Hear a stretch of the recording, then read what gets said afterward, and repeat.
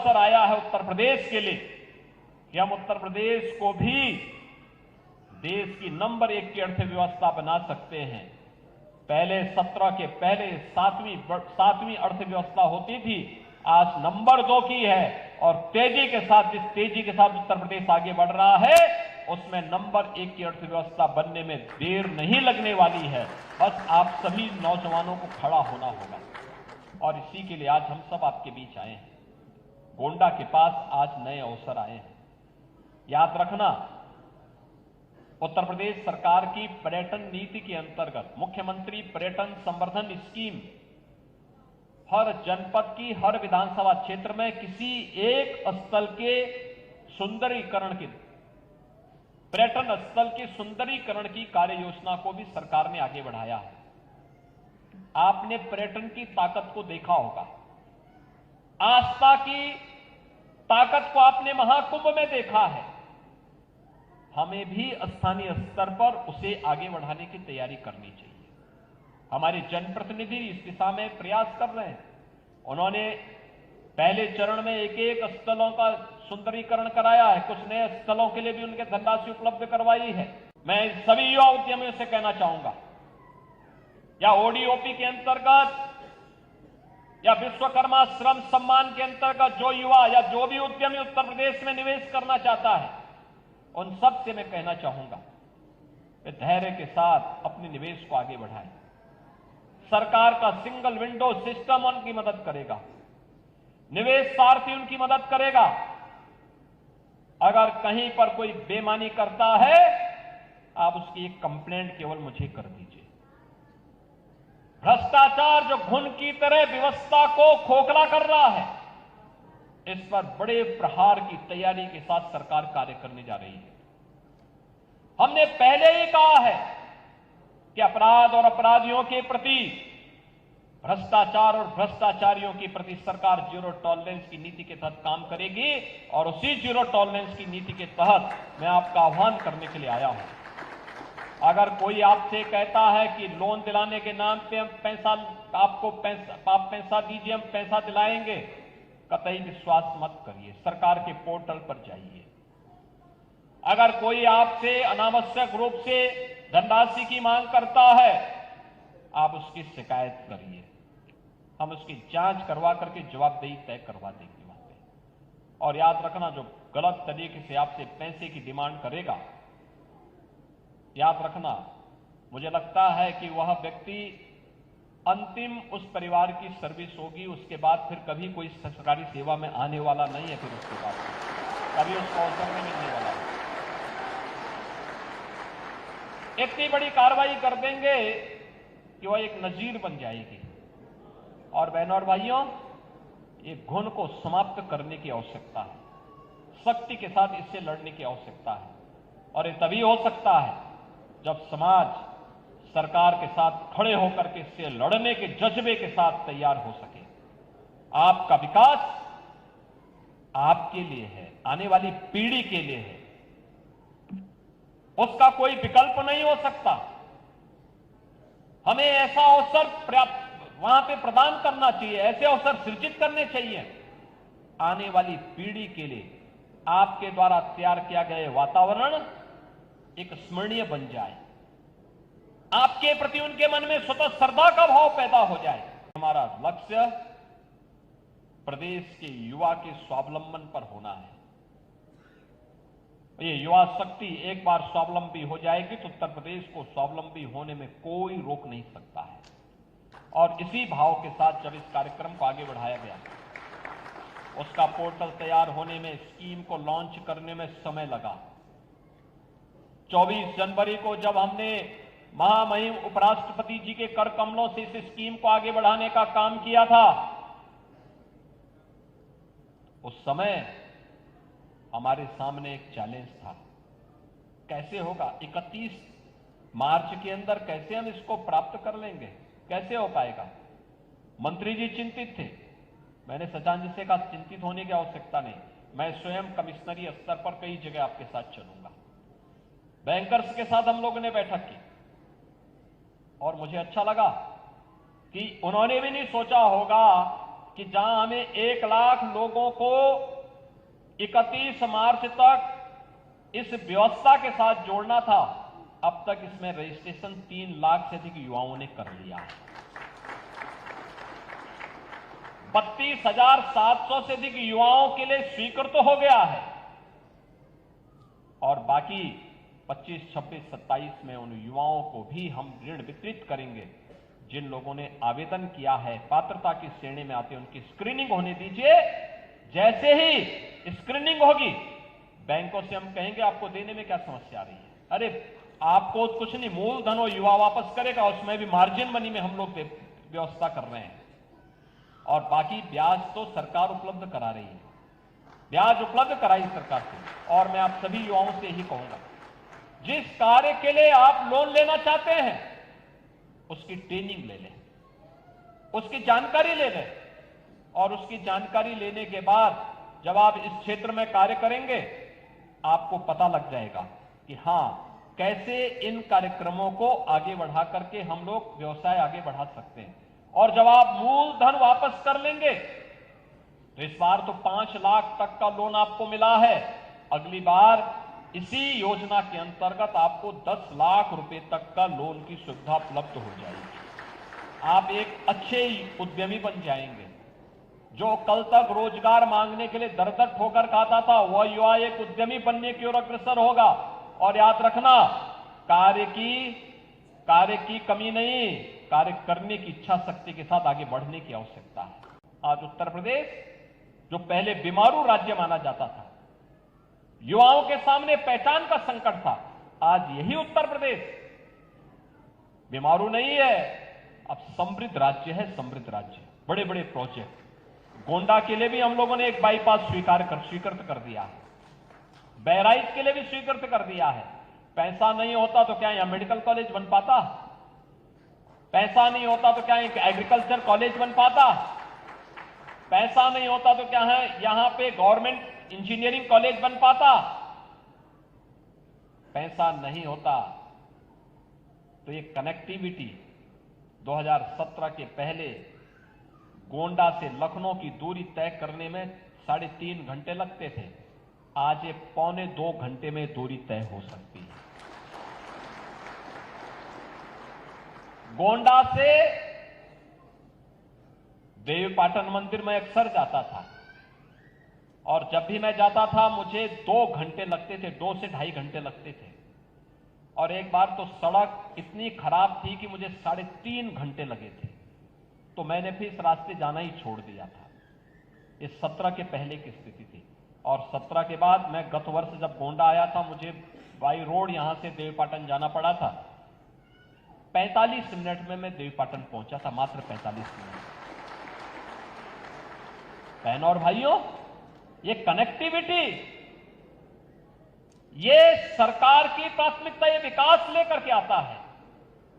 उन लोगों को देखा गया जिन लोगों तक कभी विकास नहीं पहुंचा, बिना भेदभाव के उन तक पहुंचाने का काम वो अन्नदाता किसान के लिए प्रधानमंत्री फसल बीमा योजना हो या प्रधानमंत्री किसान सम्मान निधि।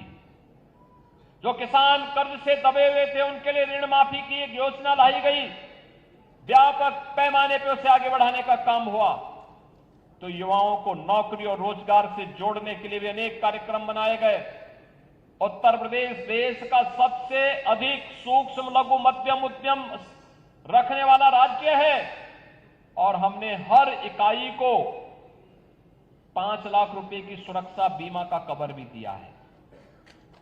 देश के अंदर सर्वाधिक खाद्यान्न उत्पादन वाला राज्य उत्तर प्रदेश है, सर्वाधिक गन्ना उत्पादन करने वाला राज्य उत्तर प्रदेश है, सर्वाधिक इथेनॉल उत्पादन करने वाला राज्य उत्तर प्रदेश है और सर्वाधिक युवा ऊर्जा का राज्य भी उत्तर प्रदेश है। सबसे ज्यादा रोजगार देने वाला राज्य भी उत्तर प्रदेश है। और इसीलिए इस नई स्कीम को लेकर के हम लोग आए हैं। ये स्कीम आज तो एक औपचारिक रूप से इसको प्रारंभ करने के लिए मैं आया हूं। अभी 25, 26, 27 को 3 दिवसीय मेला लगने वाला है हर जिले में। ये जितने बच्चे होंगे और जितने युवा आवेदन करेंगे उन सबको इस स्कीम के साथ जोड़ करके नया उद्यमी बनाएंगे, जनपद को उद्यमिता के क्षेत्र में आगे बढ़ाएंगे, नए रोजगार का सृजन करेंगे। उत्तर प्रदेश के युवा को उत्तर प्रदेश के बाहर नौकरी और रोजगार के लिए भटकना नहीं पड़ेगा, बल्कि उसके जनपद में ही उसको कारोबार मिलेगा। वो स्वयं काम करेगा या अपना उद्यम स्थापित करके आर्थिक स्वावलंबन से अग्रसर होगा और जनपद को भी आगे बढ़ाएगा, प्रदेश को भी आगे बढ़ाएगा। उत्तर प्रदेश को देश के ग्रोथ इंजन के रूप में स्थापित करेगा। और उसी भाव के साथ आज हम सब आपके बीच आए हैं। होली के ठीक पहले डबल इंजन की भारतीय जनता पार्टी की सरकार ने 60,244 युवाओं को उत्तर प्रदेश पुलिस में भर्ती करके उनका परिणाम भी घोषित किया है। आप याद करिए, इस 60,244 में से 12,000 से अधिक केवल बेटियां हैं। 12,000 से अधिक बेटियां भर्ती हुई हैं। यहां पे एक भर्ती में 12,000 बेटियां भर्ती हो जाती है। 2017 के पहले जब मैंने उत्तर प्रदेश में पदभार संभाला था और उत्तर प्रदेश पुलिस बल में मैंने पूछा था कि वे कितनी महिलाएं कार्य कर रही हैं, कुल संख्या थी मात्र 10,000। 10,000। बहनों और भाइयों, इसके उपरांत हम लोगों ने तय किया कि अब जो भी भर्ती होगी उस भर्ती में कम से कम 20% हम बालिकाओं को भरेंगे। 1,56,000 भर्ती की प्रक्रिया पहले पूरी कर दी थी, पहले कर दी गई है।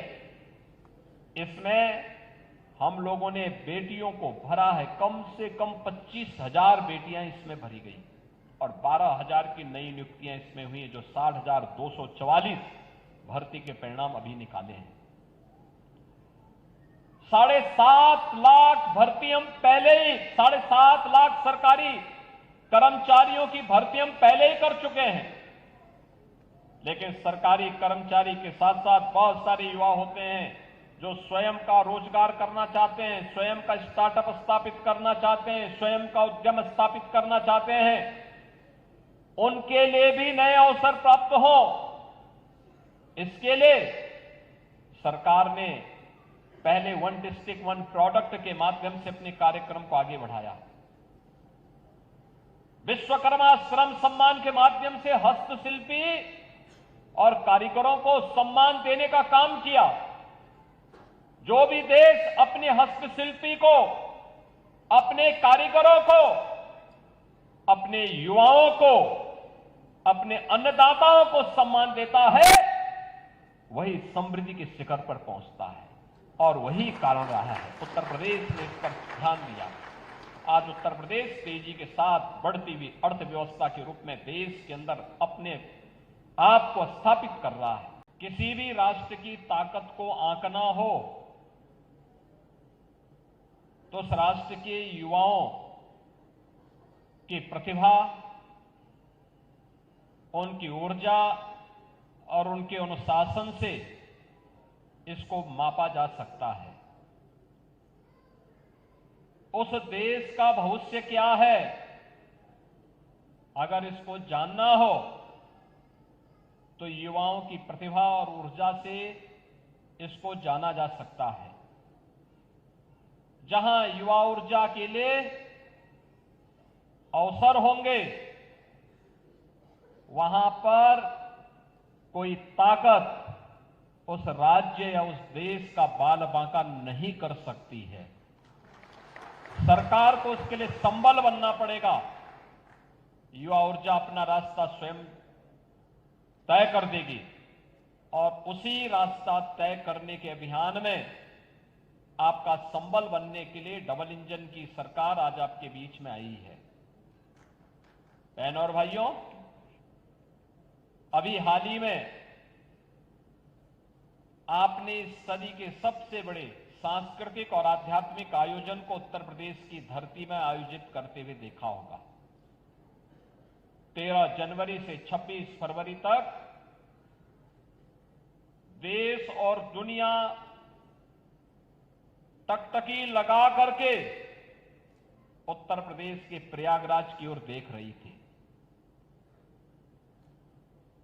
वे आश्चर्यचकित थे। इतनी बड़ी संख्या में मानवता का यह समागम एक नए भारत की ताकत का एहसास करा रहा था। भारत के सामर्थ्य को दुनिया के सामने रख रहा था और प्रधानमंत्री मोदी जी के मार्गदर्शन और नेतृत्व में महाकुंभ ने उत्तर प्रदेश के इस बड़े आयोजन के माध्यम से एक भारत श्रेष्ठ भारत की एक नई आधारशिला को ही आगे बढ़ाने का काम किया है। इस आयोजन में ने इस बात को साबित किया है कि विरासत को विकास के साथ जोड़ोगे, अच्छे परिणाम आएंगे। आस्था का सम्मान होगा तो वह आजीविका का आधार बनेगा। संस्कृति को अगर हम सुरक्षा प्रदान करेंगे तो हमारी समृद्धि का आधार बन सकती है और यह महाकुंभ ने साबित किया है। महाकुंभ के कारण उत्तर प्रदेश में आस्था और आजीविका के, संस्कृति और समृद्धि के नए नए कॉरिडोर बने। प्रयागराज से मां विंध्यवासिनी धाम और काशी का एक कॉरिडोर, प्रयागराज से अयोध्या होते हुए देवीपाटन हो या गोरखपुर का मार्ग हो, ये दूसरा कॉरिडोर। प्रयागराज से महर्षि वाल्मीकि की साधना भूमि, संत तुलसीदास जी की जन्मभूमि और चित्रकूट को जोड़ने वाला तीसरा कॉरिडोर। प्रयागराज से श्रृंगवेरपुर होते हुए लखनऊ और नैमिषारण्य, ये तीसरा आध्यात्मिक कॉरिडोर बनते हुए देखा। और प्रयागराज से आगरा होते हुए मथुरा, वृंदावन, बरसाना, गोकुल, नंदगांव, गोवर्धन, यह भी एक पांचवां आध्यात्मिक कॉरिडोर बनते हुए देखा है। यानी जहां कहीं भी इस कॉरिडोर में देश और दुनिया से आने वाला हर श्रद्धालु इन स्थलों पर जाता था, व्यापक रूप से वहां की आर्थिक उन्नयन में अपना योगदान दे रहा था और उस उन्नयन के माध्यम से बहुत सारे नौजवानों ने स्वयं को आर्थिक स्वावलंबन के मार्ग पर प्रशस्त करने के लिए नए नए तौर तरीके अपनाने का काम किया था। यह युवा ऊर्जा है, इसको अवसर मिलना चाहिए, सरकार को उसका संबल बनना चाहिए। होली का आयोजन उत्तर प्रदेश में बहुत शांतिपूर्ण तरीके से संपन्न हुआ।